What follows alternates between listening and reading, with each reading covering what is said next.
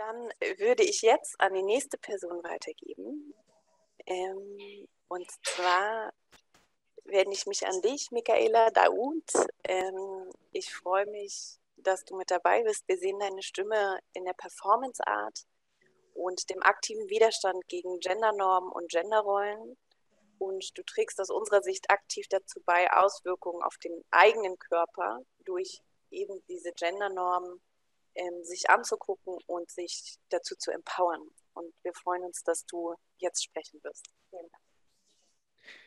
Thank you so much. Thank you so much, Fanny, for introducing me. And thank you, everyone, and Action Dance for having the faith in this project, and especially Mia, Fanny, and Dania for really making this project possible on so many levels. And creating such a space is so wonderful to have a conversation, political theory, and beyond, intersecting within dance movement, choreography, gender, and our body too. Yeah, as Fanny mentioned, my name is Michaela. I'm a queer I'm a queer person of color. I am interdisciplinary queer artivist. I work between arts and activism. I'm a conceptual performer and a visual artist. I'm talking to you here from my apartment studio, kind of. It's in Berlin. As you can see, there's a lot of like body related drawing and so on.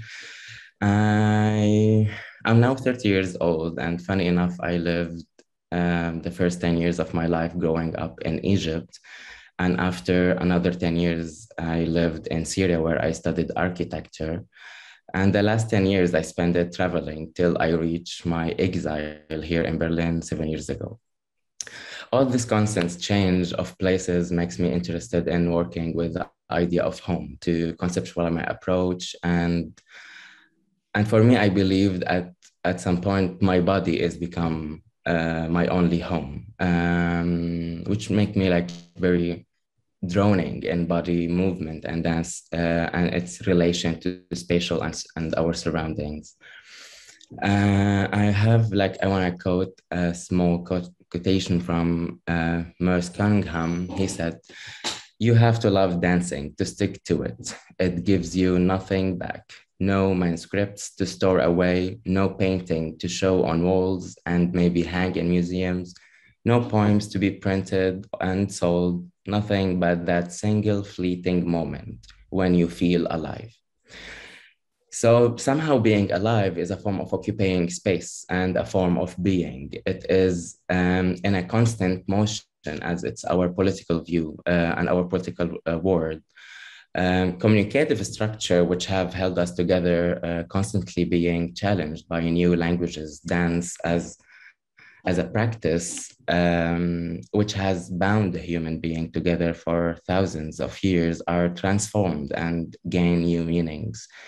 And somehow that make me also think like, why does politics happen in dance? And for many reasons, like I guess the most powerful one, dance as a system of a communication allows its subject to speak with their body.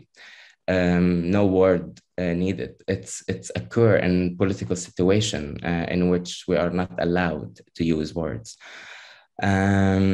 So somehow when we mention that in the dance, we must also acknowledge that it is a shared embodied space. We see it between choreographers, dancers, between dancers among themselves, and between dancers and spectators.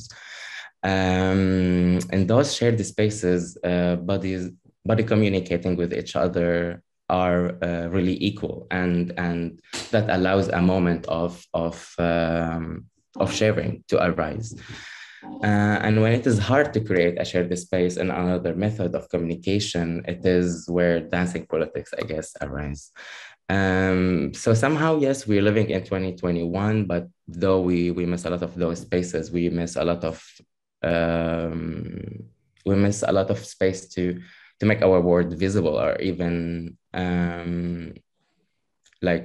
to be heard. And our politics sometimes can't be shared in many forms. For instance, somehow we are, for instance, in the dance, becomes like kind of a form to protest against violence against femme bodies. It's a form to create a connection between the important of the impact, between the impacts of violence on BIPOC, queer, and women body and their reappropriation of public spaces. When we investigate for instance, the Dabke, the Palestinian national dance, which has created a shared space with a unique system to address the shared Palestinian identity, as well as singular language to be articulated in motion. Palestinian Dabke dancers undergoing daily human rights abuse at Israeli checkpoints. All these are linked to the feminist spirit of listening to voices deemed marginal. It is, of course, it's a cause to create such a spaces to give the marginalized a space to speak, not verbally, but also physically. But when it becomes like kind of profit goal oriented, we cycle back to a capitalist world which make me, in my own personal view, which make me think it loses its essence as a radical form of a change, and maybe it's become unconsidered in politics or in the art. And somehow, I guess also like the communicative power of dance allows us to bridge a lot of gaps between our society and our unspoken stories. It's tapped to a revolutionary and a poetic energy, which is inviting us to take the lid off a patriarchal container, to release more of our self-love, to take to express more of our sexuality and our compassion and fearness. By doing so, we create a place of expression, which is very missed in politics. I guess also with relation to institutes and dance facilities, I guess we need definitely to impose more of self-awareness and self-management as a fundamentally rooted in the body. Somehow dance facilitation can be useful also in fostering cross-cultural understanding and respect. It's by by dancing, by studying dance forms that originate in other parts of the world, it will make it gain more understanding of history, identities, and values and value of others. With my approach for democracy, it's a bit like, interdisciplinary somehow. In my approach, I feel I was like I'm more of like aiming to break our understanding to binaries and to find the new ways to release the tension of our traumas, and somehow to be able to address our traumas, we need to establish a safe space. And when we talk about safe space, there's a lot of like safe spaces. It could be created, and somehow with that, it's also like a process it's like kind of process of exploration within the body, spatiality, and between motion and stillness, fall and recovery, shifting and rest. It also investigates our boundaries between inner and outer. In 2019, I started my movement research workshop. I called it Queerology. It was like for me, it was like a reason to open a space to understand our gender and its relation to our body through movement. Somehow it's also work in a very imaginative form where it comes from a safe space that we inhabit when we were in the womb of our mother. It was like this space that we were fluid, flying, fluid and swimming in it.